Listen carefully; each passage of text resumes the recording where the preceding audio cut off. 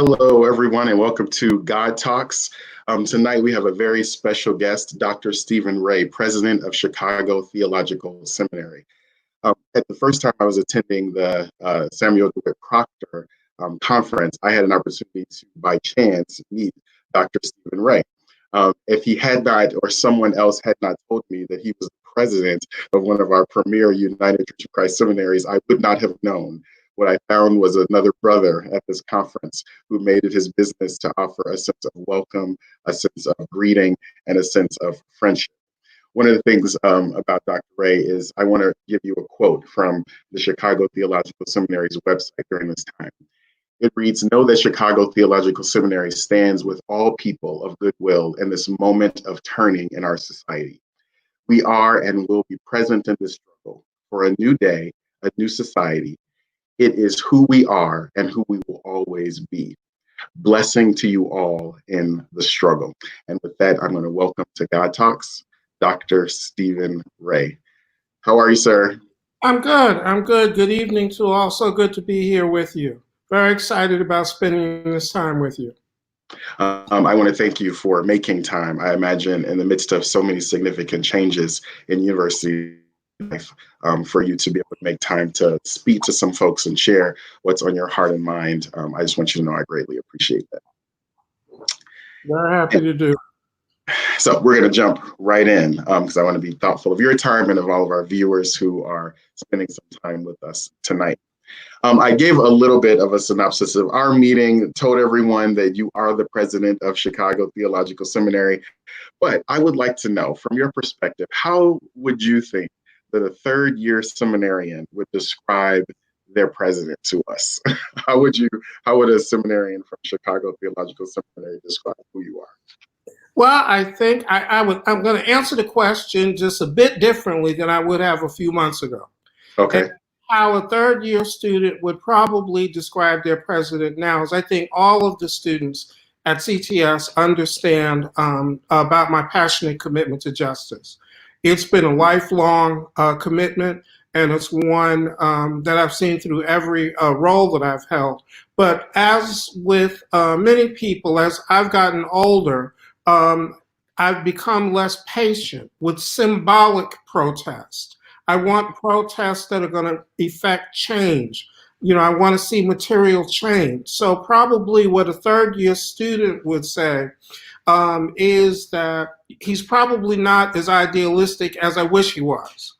But one of the things that is clear is that both in terms of the institution that we're building, as well as in how we're trying to intervene in the midst of not just this struggle, but also the public square in general, because Reverend Goodwin, one of the things I have to remind people is that my first day of rage or days of rage was in 1968, right? So I was around in 68, I was around in 72, I was around in 78 and in 92. And so that's why I know that if we don't take these moments to change things, then what will end up happening is that we will be cursing the next generation to life in the middle of food deserts and disinvested communities. So a third-year seminarian might say, I wish he was a little bit more idealistic, but he is at least in a struggle with us. Well, I appreciate the realism in what you're saying. Now, I want you to say more about, we are living in a nation right now, really a world where people are literally taking to the streets to protest the injustices that they have experienced either themselves or that they're seeing in the human family. And you use the term symbolic protest. Talk to us a little bit more about what makes a symbolic protest versus a protest towards the strategic change. Well, what makes a protest symbolic, at least from my perspective, is when you marshal masses of people, masses of adults. They become activated to bring about change, and you don't deliver that change at the ballot box. You don't deliver that change in terms of how you manage your economics. You don't deliver that change in terms of the demands that you place upon the systems and organizations that are dealing with your community. And, for instance, in seminary life, I mean, one of the biggest problems we have in seminary life is theological education as a colonial project of wealth extraction. That the only thing it does is that it takes Black students and encumbers them with debt. And even though they walk away with an education that's first class, that's going to help them become leaders of their community, they will be crippled forevermore in terms of investing in their community. So what that means is that if you have this kind of power, seminaries, any other organization, banking organizations, and particularly the ballot box, if you don't deliver that power in ways that shape those institutions, then what ends up happening is that you've enacted your rage, but it hasn't brought about systemic change. And that's what my piece is the systemic change. I mean, one of the things in terms of, even my life as a seminary president, one of the things that you mentioned a little bit earlier about when we met, I mean, I don't wear my office about anything saving bringing about change, bringing about meaningful change in terms of the relationships that CTS has, magnifying the power that others bring. That we can use to bring about significant and lasting change. So that's what I mean. I mean, because it feels good. It really does. I mean, I love to get in the streets myself.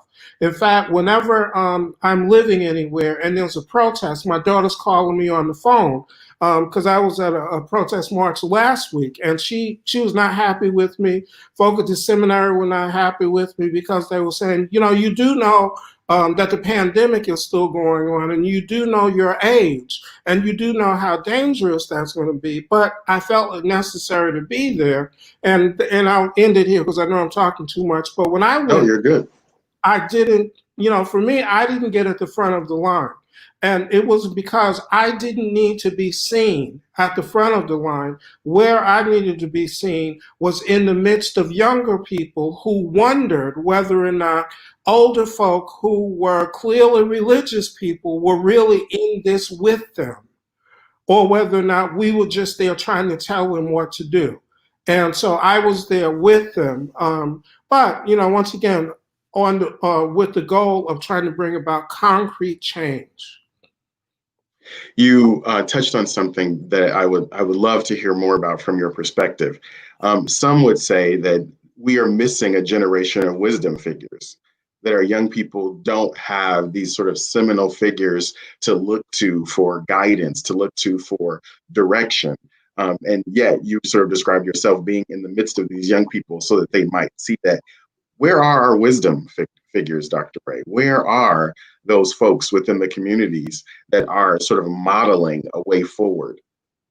Well, I think that that there are many who are there, but what we're living with that this generation didn't have, that I had when I was growing up, was that probably the majority of the Black intelligentsia were shaped and formed either in undergraduate or graduate programs in HBCUs.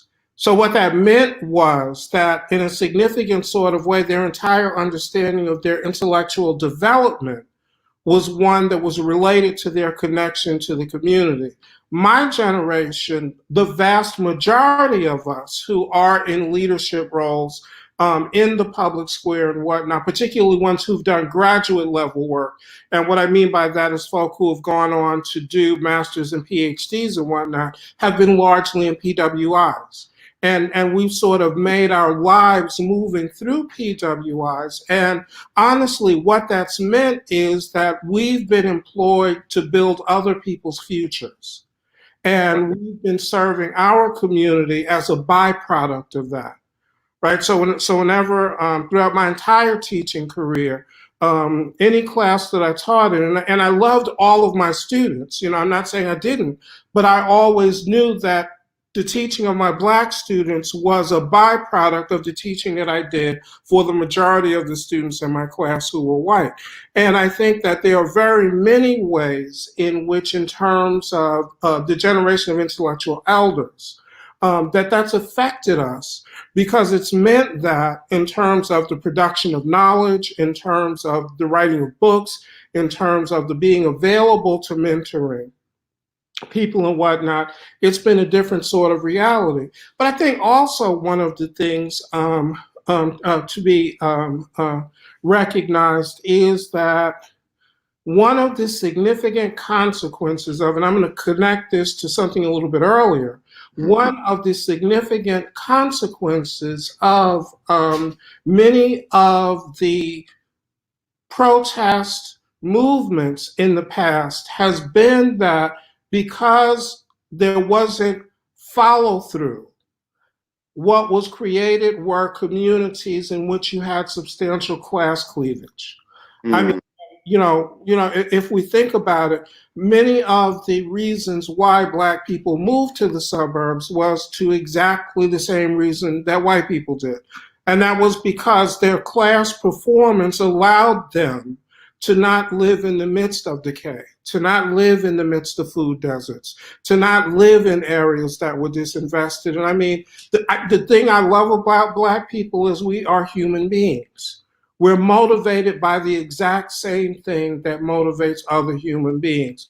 So when you take those two things and put them together, the kind of class cleavage that we're talking about, but then also the kind of shaping of leadership who serve the Black community as a byproduct to actually serving the larger community, that's one of the reasons why we haven't had a sort of thick layer of leadership within our community that can inspire and talk to a younger generation, right? So I mean, one of the ways that whenever I was trying to shape students and whatnot, is that I would begin, particularly my Black theology classes, by looking at naughty by nature, everything's going to be all right, and then later, Kendrick Lamar, all right. And my point was, if you can't make theological sense of this reality and have a word to speak into it, then you're not doing what I think of as Black theology. Wow. I really appreciate that. I appreciate, so you talked about sort of that journey through the PWI, but also saying that in many respects, HBCUs were the birthing of so many of those Black folks who helped to shape society as we know it, helped to shape some of the conceptual frameworks. I want to just bring it there. What's the relationship between a CTS and an HBCU? Like, as the president who sees the what could be a connection, what's the relationship? Well, I think that the first relationship is to build a vital relationship with the Black community, because that is the first place to build a relationship. And what I mean by a vital relationship is that one of the things that we are very, very keenly aware of in theological education, and you can see it throughout at every level, whether it's mainline, progressive, or even whether or not it's evangelical, is that the relationship is one that presumes the seminary has everything to give the community and nothing to gain from it. Wow. Save the tuition dollars, right? And in a significant and substantial sort of way, that's not a basis to build creative relationships with Black educational institutions, or to actually begin to embody within yourself. So you have some excellent professors, and you have some professors that have deep commitments to the community. And at CTS, we have a long history of being engaged in the civil rights movement, because our schools actually started as an abolitionist institution. Our schools actually started to resist the growth of slavery in the territories back in 1855.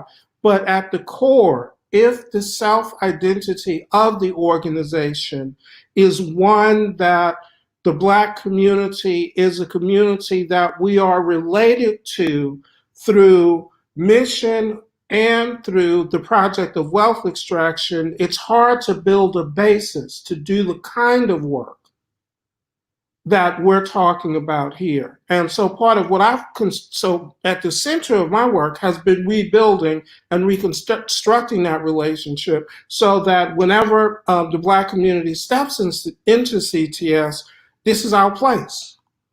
Because once you think it's our place, there are levels of creativity that you bring into that place. There are levels of genius that you bring into that place that you never bring into a place where you feel as if you're a guest, maybe a welcome guest, but you're still a guest.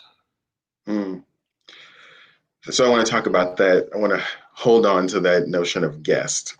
If we look at statistics right now, the folks who are in seminary are, in the United Church of Christ language, a significant amount of people from underrepresented groups within our denomination, whether it's women, folks of color, LGBT folks, those are the folks who are choosing to attend the seminary for theological education. At the same time, you began this conversation talking about, in many respects, the indebtedness that institutions of theological education are sort of leaving these folks with. Where's CTS's role in knowing the mantra that you just talked about, right? This meta narrative of opening the doors so that folks of color, underrepresented people do not feel like a guest, but feel at home, and then the seminary debt. What are your thoughts about that? Not only for CTS, but I guess seminary education as a whole.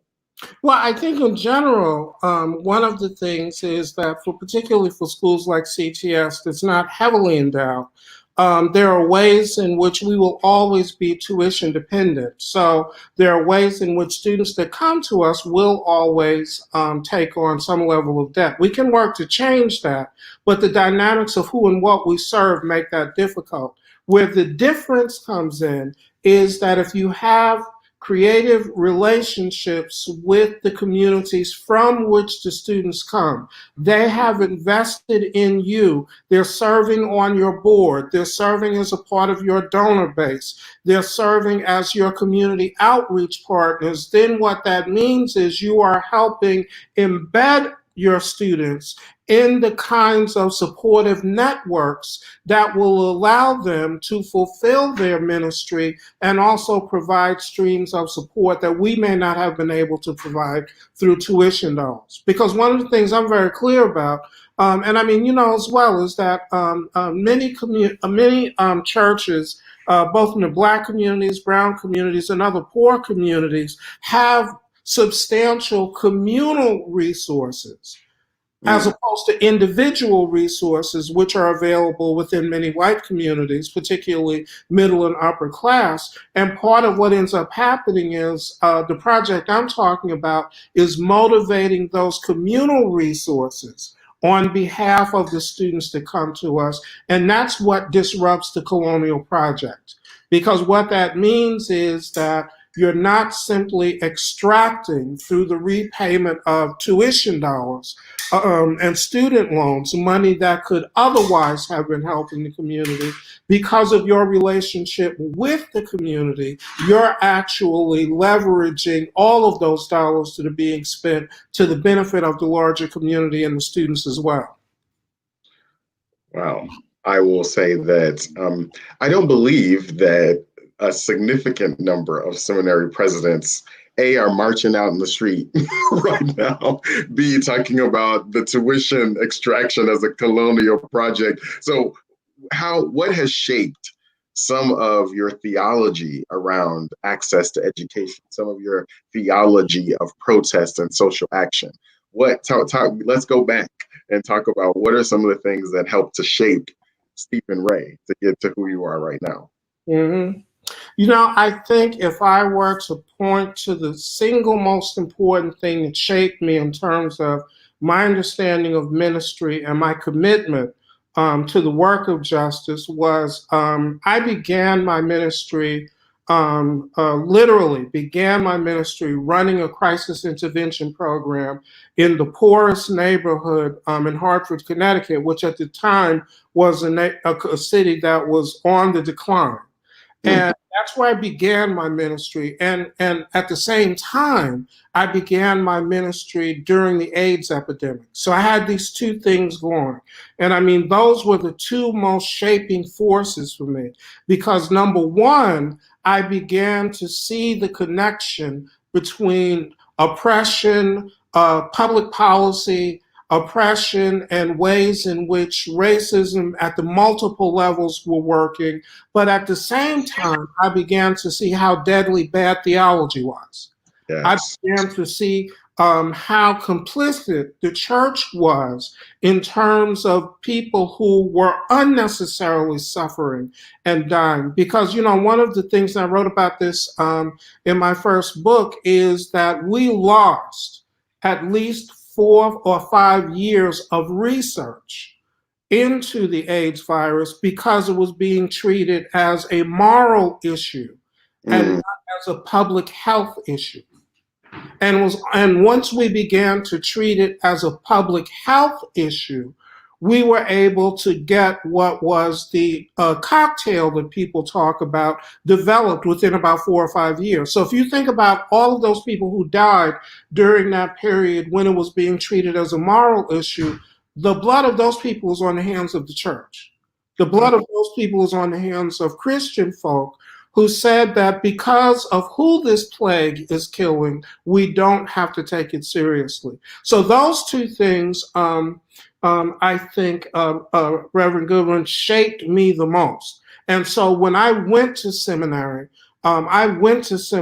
as someone who was living in the midst of these, because when I went to seminary, I was commuting back and forth from home, and I was still working in my community. I was still doing ministry in my community. So I was having to make sense of Reinhold Niebuhr's Moral Men and Immoral Society as I'm trying to think about what's going on with the people that I'm having to give ministry to that are suffering and dying from AIDS. You know, I'm reading Paul Tillich as I'm thinking about how it is that the relationship between suburbs and cities was one of wealth extraction that was actually strangling the people who were in the midst of the inner city. So the very way in which I became a theologian was in the midst of this crucible of, so I think very much of who I am now is because of that. And one of the things that I think, even though it's come with its toll, God has taken me through 4 different seminaries before I took the post here at CTS, each of a different denomination. And okay. I've taught at a Methodist seminary, I've taught at a Presbyterian seminary, I've taught at a Lutheran seminary, and then I was shaped and formed at a generic mainline Research One Divinity School. So when I talk about what's going on in theological education as a project of wealth extraction, it's because I've been all over theological education. So it's not just one denomination's seminaries. It's not just one tradition's seminaries. It is a generic feature of theological education as it exists. The line that keeps ringing in my heart is that the church is complicit. And I wonder what your take is. How does the church redeem itself? Because it's not just been the AIDS crisis. I think in many respects, the church has been complicit again in its response to COVID-19. The church has been complicit in terms of racial prejudice and white supremacy. Like, where does this church, right? Where does it find its own redemption?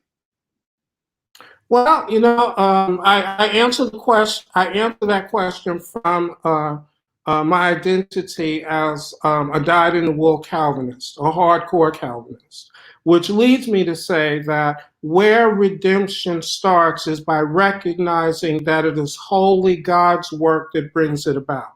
So what that means is that The time that we spend trying to get it right in terms of our personal relationship with God is time we're not spending trying to get it right with our neighbor, because we have enough trust in God and God's grace that if we spend our lives trying to get it right with our neighbor, then God will be pleased with our life. And, one of the things, about being a particular sort of Calvinist I am that came up in the UCC, is that I have no fear whatsoever about my salvation. What I do have fear is that at the end of it all, when I meet God, that I will have disappointed God. I don't have any fear because my sense of God's grace is abounding. What I have a fear of is that I will have disappointed God because there were things I could have done with my life, work that I could have done that could have made this world reflect God's love and desire for flourishing for us all. But I chose rather to worry about my own salvation. So I didn't take enough time to care for my neighbor's material well-being, not just my neighbor's feelings.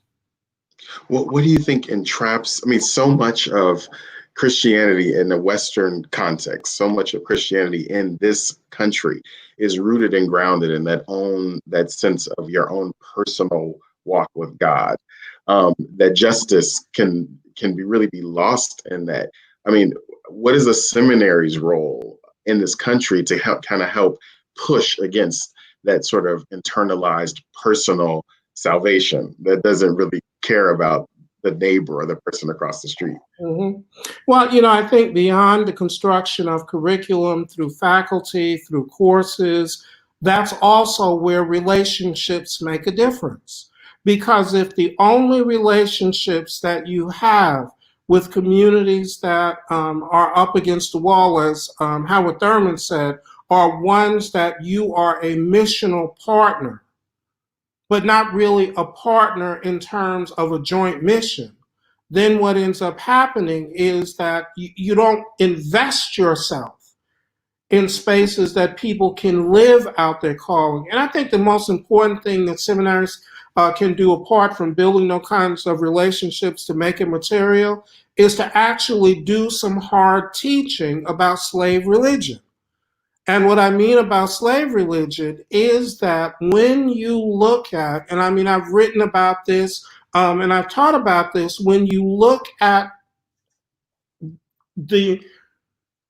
I'll just use a word, I don't mean, I'm trying to be kind here. When you look at evangelicalism as it exists in the United States of America, what you see are the descendants of the people in the slavery debate. Because remember, the abolitionists were evangelicals as well as the people who were pro-slavery. The abolitionists ended up becoming the social gospelers. The pro-slavery evangelicals ended up becoming the parents of what we describe as evangelicalism today. So the reason why they focused on the individual was so that they would not be held accountable for the evil that they did in holding other human beings as property, and in terms of brutalizing them and robbing them of their labor. So because if my heart is right, and if I'm good with God, then that's all God's going to judge me on. God is not going to judge me on what happens in the slave quarters as I'm raping Black women. God is not going to judge me on working people to death. God is not going to judge me on stunting the childhoods of people who begin their lives in the field when they're 3 years old and die when they're 36 years old, right? All of that becomes irrelevant, because as long as I'm walking right with God, that's the only thing that matters. So I think that if we took more seriously, not simply critiquing these expressions of the me only faith, but actually taught where it comes from and began to show that there is another way. Because as I said, the slavery debate was between evangelicals. The abolitionists ended up becoming the social gospelers, and those were the people who gave birth to many of the traditions that have shaped me. Wow.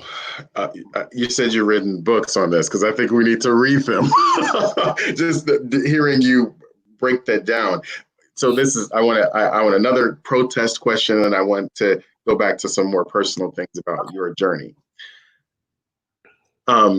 Many folks are asking, where are the clergy in the midst of the protests? Where is the voice of the church, especially in the midst of police brutality, continual the killing of Black and brown lives throughout this country? And they're asking, but listening to what you just said, I wonder, is there hope in enslaved gospel in this country for what we're experiencing right now? Or is it maybe in the social gospelers, right? where can faith enter into this construct? Well, I think that two things. One, when I was reflecting on particularly Ferguson, and I wrote a couple of pieces, because for a few years, as my response to that, I did all of my theological work on Facebook, because I wanted to be able to share it with a broader audience. But for me, what it is shifting the faith has raised the question, where do you look for Jesus? So when I'm looking for Jesus, if people are suffering and if people are under the heel of iron oppression that is very reminiscent of the Roman Empire, that's where I'm going to look for Jesus at. The folk who are being herded up by the centurions, right? That's where I'm going to look for Jesus at. The folk who are being unjustly treated and being sent into the gladiatorial cages. That's where I'm going to look for Jesus at. I'm going to look for Jesus among those who become the ill repute in terms of the major power structure. So in terms of reshaping our faith and in terms of reorienting how we talk about our faith in ways that we can form others in it, yes. I think that we have to do the hard work of helping people understand a way of faith that seeks Jesus, but seeks Jesus where he would likely be found. Right, because what I mean by that is that there is a way in which one of the greatest victories of the forces that stand against God is to teach you to read the Bible in a way that you see words, but you don't actually put them together to see what the story is actually saying.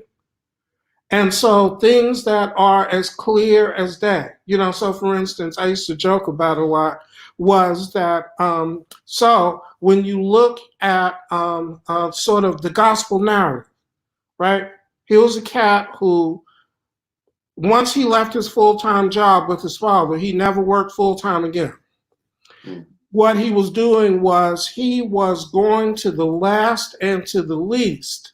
And not only was he bringing the hope and healing of God to them, but, and this becomes the critical piece, he was depending upon their communal wealth, their communal health to provide his sustenance. And see, that goes back to that point that I was making a little bit earlier, that when seminaries, the church, and others often look at poor communities with their backs against the wall, they don't ask them to be partners because they assume they don't have anything to give. Wow. And one of the things that, at least as I read in the Gospels, as I read in the prophets, as I read throughout the Torah, is that God shows up in precisely those places in which people seem like they don't have a lot to give, and God gives them what they need. Amen. And to the extent that we create partnerships and real relationships, but so that's what I mean by it requires more than curriculum. It requires more than simply talking about classes. What we've got to do is the hard work of building spaces for transformative formation of leadership, so that people don't feel as if they are serving on behalf of a community, but they understand that they are building a future with them. Listening to you talk, I hear some professor, and I definitely hear some preacher. So talk to me about your personal call to ministry. You talked about what shaped your ministry in terms of where you first started doing ministry, but share a little bit with us your personal call to ministry. Well, I can tell you exactly how the call unfolded. How the call unfolded was I was working. I was living in Hartford, Connecticut, and I was working as a financial planner in New York City. And one of the things I often tell people is that I had an office on the corner of 57th Street and 7th Avenue, so I was doing fine. I was very happy with my life and the prospects for my life. I was doing fine. In fact, I'm of the age group, and people of my age will understand this. I told my wife, if you marry me, we'll create a dynasty. So we were, but I commuted back and forth. So on two of the trips, I had these very odd dreams, and that I felt that God was calling me to something. So I continued to be active in the church. And one time when I was driving to New York, I don't know what it was about I-84, because you know how some people went to Mount Nebo. For me, it was I-84. But I was driving down I-84 one day, and I heard God's voice as clear as day, Jarrell. It said, "I want your life now." Wow. And, my mother had always raised me that when you have a moment like that, you don't question. You just go. So I call up my pastor, Rev Mark Welch, and I asked if I could talk with him about these dreams and this experience I had had. So I went, and this was where sort of I see providence, is that when we were talking, he said, well, we just got a grant to start a crisis intervention program, and I need someone to run that program for me. Now, I know, that you're doing the financial planning piece, but would you consider taking some time from that to run this program for me? Wow. And in saying yes to that, that's what began the whole journey. So something had to happen in your journey for you to, it was your mother's words, but for you to say yes. That's a pretty dramatic shift to be doing what you were doing in New York to then doing crisis intervention ministry. So talk about your image of God, this God who sort of comes to you in dreams, this God who says, I need your life now. What was your image of God at that time? It's hard to say what my image was. And the reason why was because I grew up under the first generation of preachers who were being shaped by Black theology. So I grew up with Marvin Morgan. I grew up with John Ford. I grew up with some folks who were sort of challenging the notion of this white Jesus. And in my own experience, I had spent a little bit of time as part of the 5% Nation of Islam as a teenager. And that's a whole nother story. But that's so what that meant was that I didn't have a clear image of God in my mind because I had been shaped by these experiences that were disrupting this image of God as this white cat who had auburn hair and all of that. But I had the experience of God. Oh, come on. And the experience of God was the one that led me to simply say yes when I was clear that it was a call.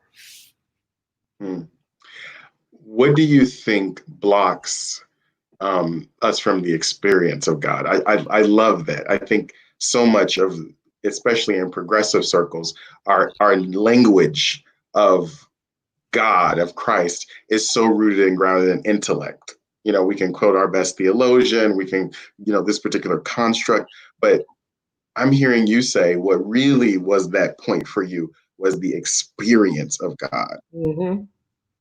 How do we connect ourselves, even with a progressive theology, to the experience of God? Because part of the evangelical nature of faith is an experience, right? God is with you, talking to you, motivating you to discriminate and push people to the side. And we're over here like, well, God is intellectually leading me to these thoughts. How do we reclaim an experiential God?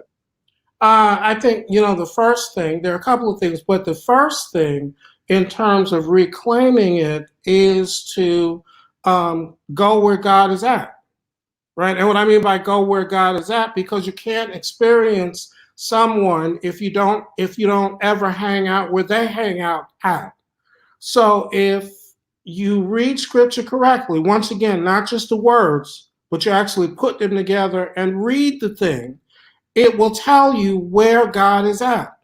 And God is always amongst those in every context who are being unjustly shunted aside so that God's image and God's handiwork is being denied, and so that God's handiwork is being disparaged.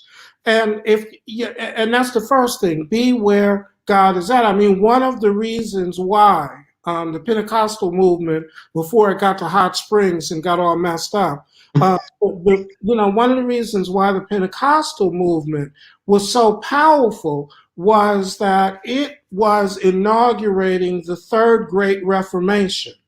And the Third Great Reformation was amongst those people who were on the margins. So even though you had white women at Azusa Street who had money, they were still women. Even though you had a relatively educated man in Seymour, he was still a black man.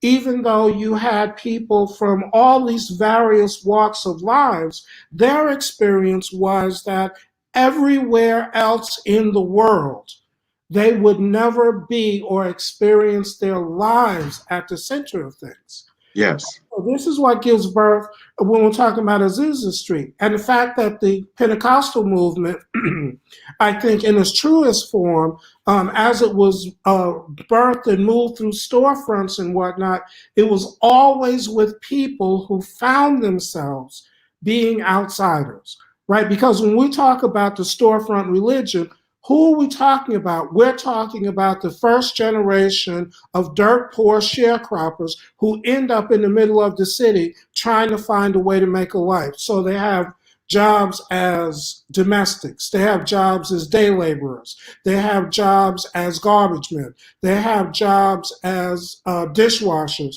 And so what ends up happening then is that these people not only build communities, but they build cathedrals because they find a way to experience God in the fullest expression of God's self, which is the restoration of our humanity in a world that would deny it to us. So that's where, and I think that part of what the progressive challenge is the progressive challenge of not always doing things for people, because if you do it for them, you deny the genius that lives within them and their communities. And that's precisely the place that God lives, in the midst of these communities. Praise the Lord.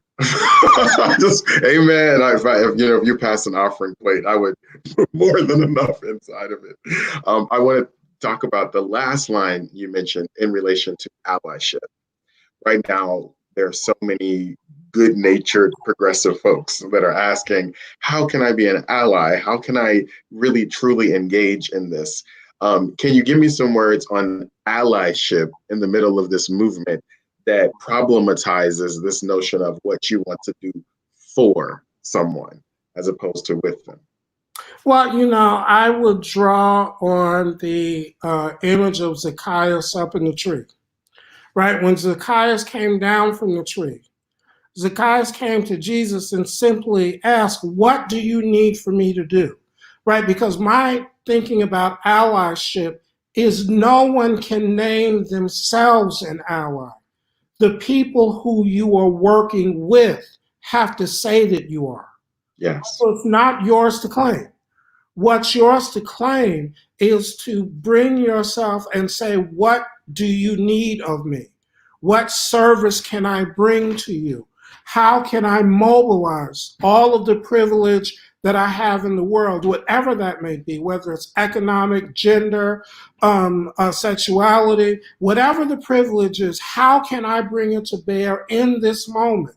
And if I faithfully do that, we will discover together what it means for me to be an ally. But if I walk through the door telling you I'm an ally, I have utilized one of the most powerful forms of privilege, which is the form of being able to define what your struggle is. Yes. Thank you. Thank you for that, which I want to dovetail that into some comments you made earlier and sort of, centralize it in this particular moment. Dr. Ray, what are you in love with right now? What's pressing your heart? What's stretching you in this humanity that you've talked about? You said the restoration of humanity. What's restoring your humanity in this moment? Well, I tell you what restores my humanity, and it was when I was on the march last week. What restores my humanity are people who are coming to it in the midst of hopefulness that allows us to see beyond the power of these broken systems that we live in. As I mentioned a little bit earlier, I'm died in Will Calvin, and so I deeply believe in the fall. And so what that means for me is that this is something that we struggle against all of our lives, and we get glimmers of hope because we can change some things, but the systems themselves will simply shift and outlive us. But the point is that isn't that exactly what happened when Jesus died and was resurrected? Paul was still fighting that system. James was still fighting that system. Peter was still fighting that system. Martin Luther was still fighting that system. John Calvin was still fighting that system. Martin Luther King Jr. was still fighting that system. But in the midst of that struggle, we're able to see glimmers of what it is that God means for the world to be. So, I found myself, and this was one of my points of hope. I found myself amongst a group of white kids. They were teenagers, maybe about 15 or 20 of them, who were in the struggle. And then I noticed what they were wearing. A couple had yarmulkes, and I said, well, no, these aren't white people, these are Jews. And, and for me, what that meant, because in a meaningful sort of way, because of my relationships, friendships, institutional relationships, I understand when people are recognizing how they're inhabiting this privileged place, recognizing this place of being honorary white people and willing to put that on the line, right? Mm. Because one of the things, I want to be clear about with our Jewish sisters and brothers, they know they're honorary white people. So they know that as soon as they get spotted as being Jews, they can lose that, and police will treat them just the same way they treat Black people. So to see the numbers of people who were there willing to put it on the line in behalf of the struggle, but then also the young Black people, the young brown people, and young people of every shade and color. I mean, that's what's making my heart sing, because one of the things that, I'll be honest with you about, I've been in this struggle for a long time. Yeah. And sometimes I get weary.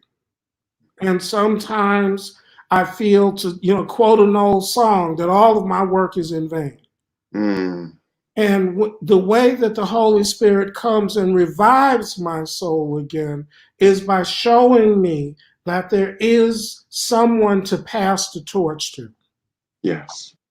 That that when I can't run this race anymore, that there is someone to pass the torch to. And that's what I'm in love with at the moment, being in the midst of that and feeling that. Were it not for the pandemic we were living in the midst of, I would probably be at a protest every other day. What I heard in that, Dr. Ray, was legacy. And I think that there's a certain position and place where with the Spirit, we can kind of begin to think about what is the legacy that we want to be leaving, not only now, but I think for future generations. I'm going to ask you, my brother, what is that legacy? What is the legacy that you hope to pass to that next generation now and in the future? Well, I think, the biggest thing for me is I want to pass on the deep and abiding conviction that you can trust God. So when God calls you and says, I want your life, you can trust God. And because the witness that I want to give is that, all of the things that I've taken advantage of opportunities, all of the opportunities that have come my way, it all began with the simple act of trusting God.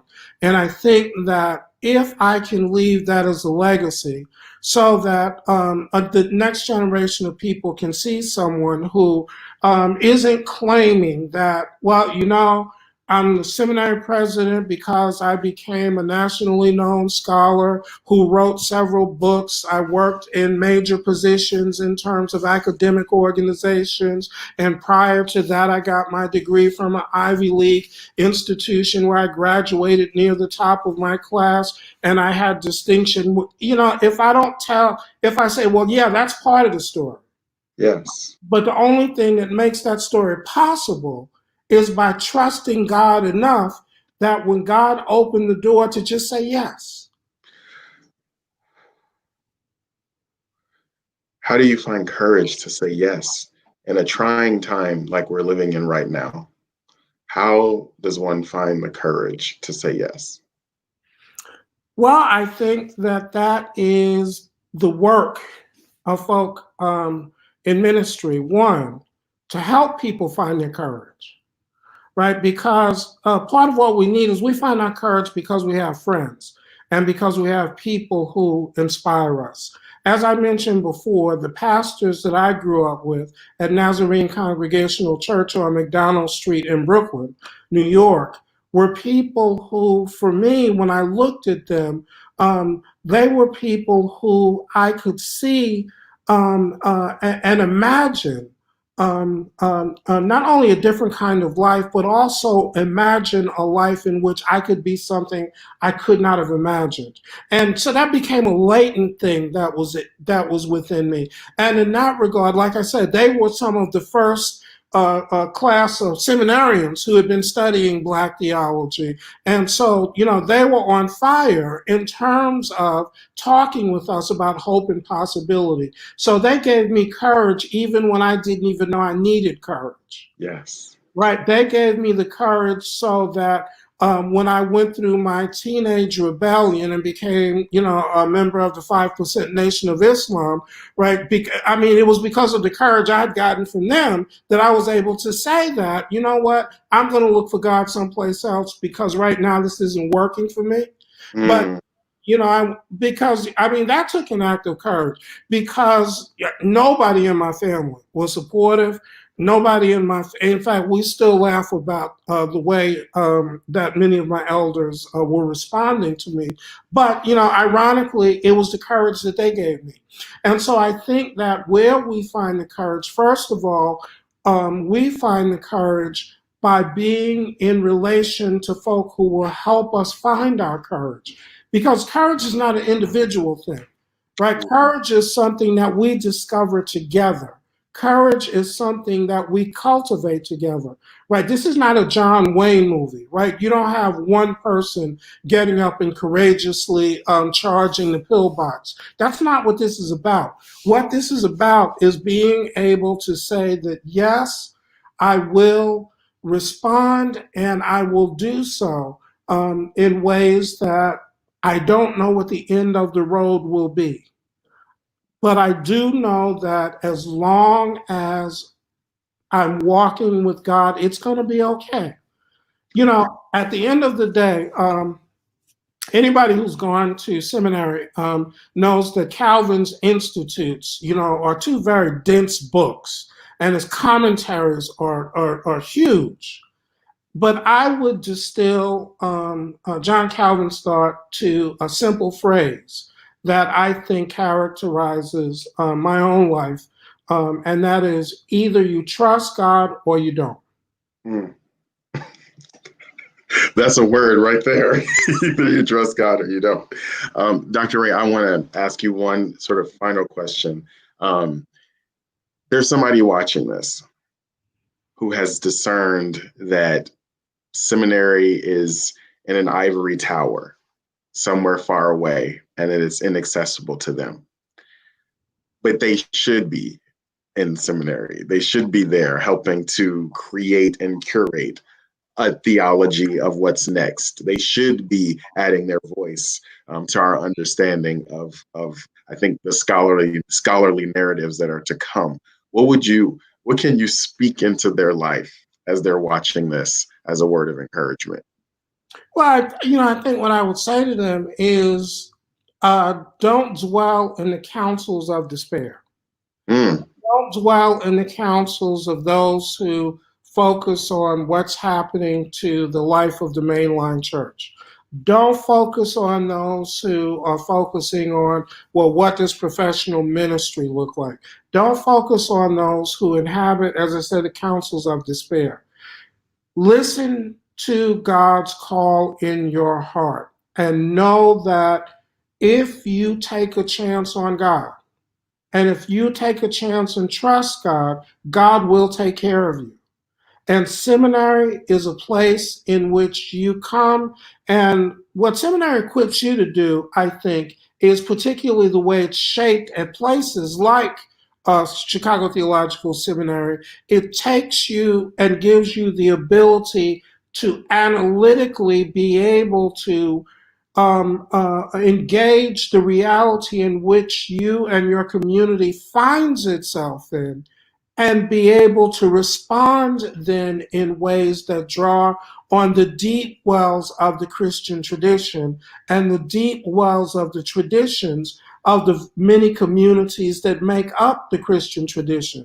So in gaining the sort of skills for doing social analysis, cultural analysis, right, that's the point of it. Isn't the social and cultural analysis, is to understand how we raise the right questions that the tradition will help us find answers for. So when we talk about, the moment that we're in now, people ask, well, what can you do about racism? That's not the right question. The right question is, what can you do about a regime of knowledge that fundamentally denies that humanity is not earned, but simply the work of God? That's prophetic. I think it's an invitation for us to look at the narratives that we're hearing in a more exploratory way, and I think with some critique of what we've been fed and not just sort of swallowing it whole.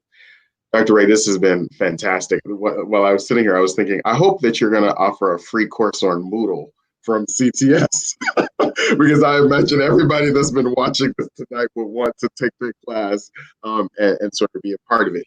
At the bottom of the screen, we have joined Dr. Stephen Ray in supporting the COVID-19 project, and you can go to the CTS website and designate your gift specifically for that. But Dr. Ray, would you share a little bit about what the COVID-19 project at CTS is?